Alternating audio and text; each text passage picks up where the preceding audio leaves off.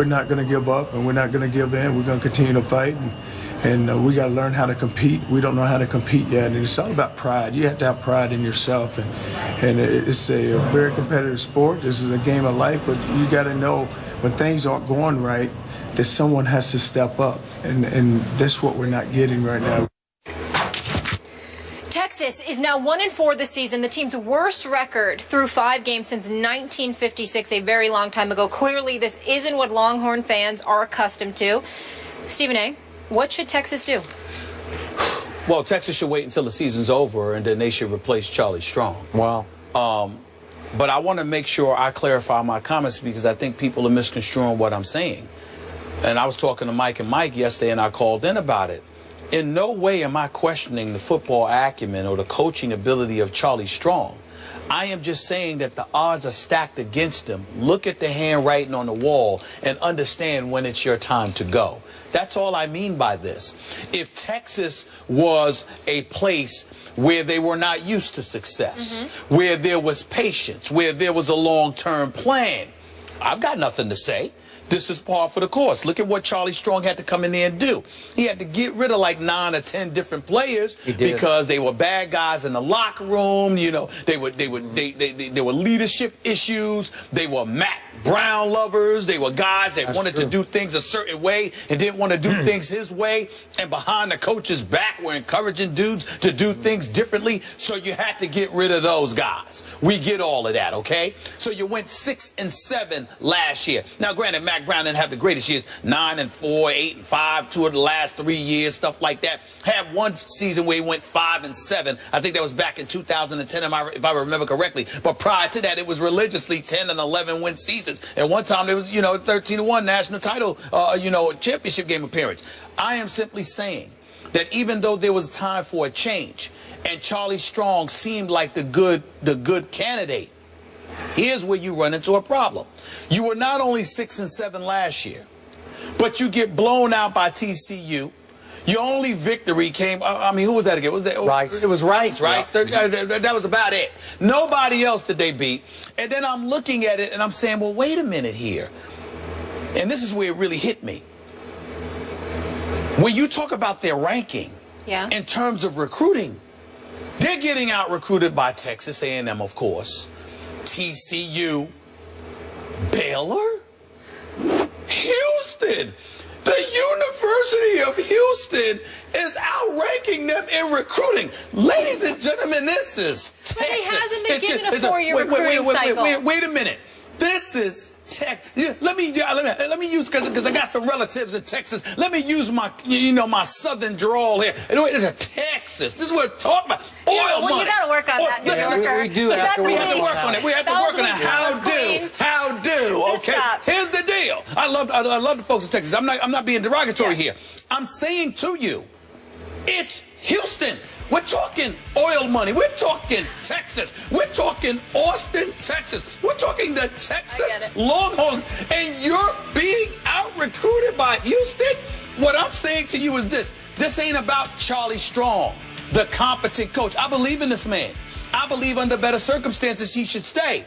But the AD who hired him obviously hired him against the wishes of a bunch of boosters, alumni members, etc. They're coming out now and publicly declaring they support Charlie Strong. But you know this better than me. Behind their back, with all of these struggles going on, they want that man out of there. They just don't want to look like the bad guy. Nobody's a fool here. We can see the handwriting on the wall. So my point was, not only is that going on, not only is your #1 supporter, the AD, going, but on top of it all, you're looking bad because with all of these first-class facilities and the resources that you have, which are second to none, you are getting out-recruited by all of these other universities in Texas?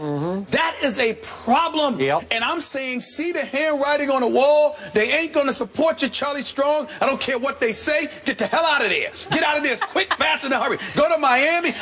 And not only that, this is what they're going to use, Skip. You tell me this because you know, listen, I know college football because of you, my man. Come on now. You the one that got me started watching it religiously. Know this college that's football. right. Yeah. Look at what McElwain is doing at Florida. Man's undefeated. He is flat out balling, okay? I think that cupboard was not there when you took over. That's right. It was full. And look at Windham in Utah. I mean, you look at what they're doing. They're number 5th ranked team in the nation. And Charli Strong, 1-4. Okay. Winless in a Quick question. I got to acknowledge the obvious elephant in our living room. Sure. As you often remind me, you are a black man, and you're talking about one of the few black head coaches in college football, and you're saying after a year and not even a half, he's got to be gone. I'm trying to tell you right now. I keep trying to tell America, folks, don't listen to me. Okay.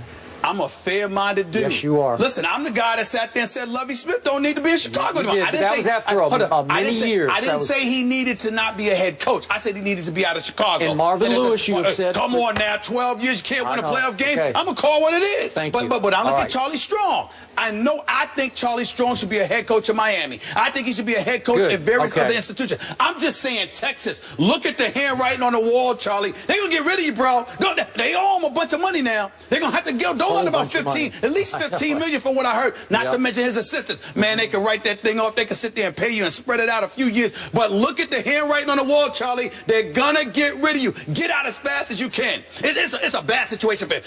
That's what I mean. I'm not saying, be fired because you can't coach. I'm saying he needs to go because they never wanted him there to begin with, and the struggles they're not going to stand by. And now you got freshmen sitting up there texting in the middle of a game about how, whether or not he should transfer. Look, that's happening because, guys, they're imploding. You know when you implode, Skip? When you know that your head coach doesn't have the support, because if he did, you would toe the line. You're not towing the line because you know there are whispers out there about how people don't want. Also reports of internal dissension. Yes. The freshman class going back and forth with the upperclassmen. That's right. A lot of friction there. And by the way, Charli Strong should take over the defense because that's his signature anyway. Nobody knows the defense better than him. Before I get into my answer, that's the only really bad sign here. That's right. Charli Strong can coach the heck out of defense because he did it at Florida and he did it at Louisville. And he did it as a coordinator and a head coach. That's right. And then I'm looking at, wait a second, Charlie, on national TV early on, you give up 38 at Notre Dame. Yep. Then you give up 45 at home to Cal. And then you give up 30 at home to Oklahoma State. Yeah. And then you give up 41 at TCU. And by the way, everybody was acting like that was such a big deal at how they lost to Cal because the extra point was missed. My thing was, what the hell are you doing giving up 45 points? 45 at home. Now that Jared Goff can play. We'll get into him later. 45 though. Okay. Let me just declare myself here because obviously I was born and raised a University of Oklahoma fan. They play this weekend in the Cotton Bowl, arch rival. 10th ranked in the nation. And I was scared of what's going to happen. I was taught at an early age to hate everything Texas, University of Texas. So that is mitigated by the fact we have twice had Charli Strong sit in this seat on this show. And you know what? Good man. I clicked with him. I like the heck out of him. I like him too. And so maybe I've lost some objectivity that way. But I do think he deserves the rest of this year. Yeah. This is just me. I think he even deserves next year. And I know the signs are horrible here. And remember, they still have to play my Sooners, and they are now 17-point underdogs at the Cotton Bowl. Then they have to go to West Virginia. Listen, West Virginia is pretty good. And then they end up having to go to Baylor, which has been obliterating people. So it could get worse. And maybe some of those major donors who were reportedly yesterday still on Charlie's side, maybe they'll turn on him. They could turn on if Texas loses 41 to whatever it was to TCU, 41 to 10 to Oklahoma, we might get a different story from the major donors. But let me be very, very clear. I'm not saying that Charli Strong should be fired right now, shouldn't be allowed to complete the season. I'm not saying he doesn't deserve to have a long-term opportunity to build this program. What I'm saying is the struggles that he's having at this particular university, which ain't trying to rebuild, which ain't trying to wait, which ain't trying to have a long-term plan, and you combine it with the fact that you in Texas and they didn't want you there to begin with. You're saying it's more the situation. It's the situation. Look, Charli Strong see the handwriting on the wall and get the hell out of there. All right. That's what I'm saying. Okay, well, are you blaming Texas more than Charlie Strong? Well, I'm blaming didn't them want from him the initially? perspective that I think that there were whispers from the time he got there that they didn't want him there. When you combine that with the changes that he ultimately had to make, where he had to be and he spoke very highly of Mac Brown, and we all think highly of Mac Brown, but the bottom line is he had to be sort of the anti-Mac Brown. Did? Do you see who Mac Brown is? Have you met a nicer guy? No. I mean, my God, he's just a sweetheart of a guy. Yep. Well, that's not Charlie Strong. Nope.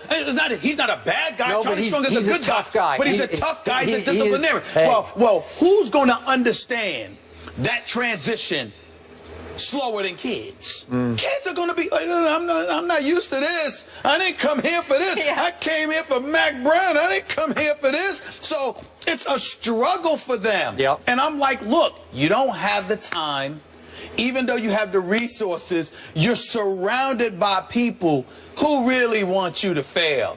And there are great opportunities for you elsewhere. Because no matter how much you, even if you win at Texas, when you're surrounded by people who don't want you around, well, you take it when the opportunity is just so great until something just as great, if not greater, comes along. Okay, all right. That's all I'm saying. Okay, he did get one huge break. The AD who hired him, Steve Patterson, had alienated so many of the major donors that he got fired after just 2 years. That's right. And it was such a PR nightmare for that school that I think it would look even worse if then at the end of this year you remove Charlie Strong. So I think he has a little PR cachet just because that guy made such a mess of the athletic department. I don't believe Charlie Strong has any PR cachet in Texas. Well, it's by default. And you know this better than me. All that matters at Texas is Texas. Okay. They don't care how the outside world feels. Okay, Football country. That's who they are. Last quick point, being totally objective.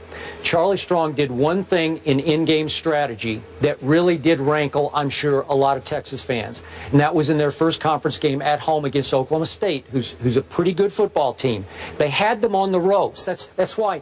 Remember, they had Cal and Oklahoma State on the ropes. Those are two pretty good teams, so let's give him that. Even though you're giving up a lot of points, you're also, because the young quarterback, Gerard Hurd, is pretty good. I like him. He's not a good thrower, but he can, man, you talk about Russell Wilson. This kid's got Russell Wilson all over him. Okay? So you're in the game against Oklahoma State, maybe in control of the game. I watched the whole game. Oklahoma State has the football and is driving for the tying field goal, and Charlie Strong got a 15-yard unsportsmanlike conduct penalty for arguing with the ref and set up the tying field goal. See, that's the kind of thing under this kind of stressful pressure. You cannot do that. There you go. Okay. There you go. All just right. the latest example to support what I'm saying. All right. He just needs to go elsewhere. I'm not questioning his coaching ability, whether or not he deserves to be a head coach. I know he does. Okay. Okay? He just don't need to be there. Okay. Well, I hope Shaka Smart in basketball. I hope he gets off to a better start. I was getting ready to say that. It's even more pressure on Shaka Smart because of the whole Charlie Strong situation. But I have no doubt Shaka Smart going to tear it up. Shaka Smart going to do his thing. All you need is basketball. It ain't football. All you need is two players. And Shaka Smart will get them at the University of Texas. Well, all you need to do is press like crazy, Please. and they will press. Shaka Smart is going to do a hell of a job for that basketball program. You mark my word. He's legit. We'll all be watching 11 a.m. on ABC, Texas, Oklahoma, the Red River rivalry. We stay in the South. Things are getting heated down in South Beach as well. The Dolphins fired their head coach. We told you that yesterday. And now their quarterback is speaking out on his team. We'll fill you in and react to that next.